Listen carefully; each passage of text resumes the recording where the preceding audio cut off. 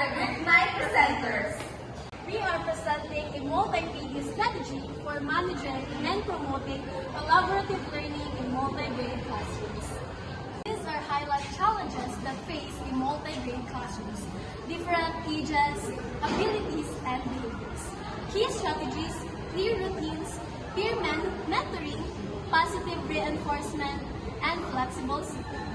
Collaborative learning activities. These are the examples. Activity 1, community problem solving such as visual, auditory, kinesthetic, or reading and writing.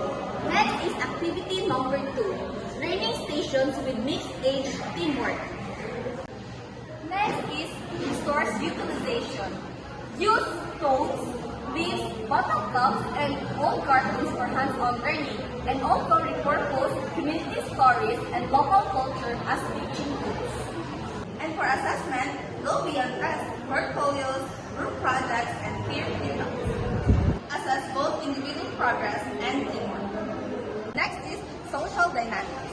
Body system, rotating leaders, and inclusive norms. Build respect and teamwork across ages. Our strategy embraces diversity, fosters collaborations, and promotes inclusive learning in multi-grade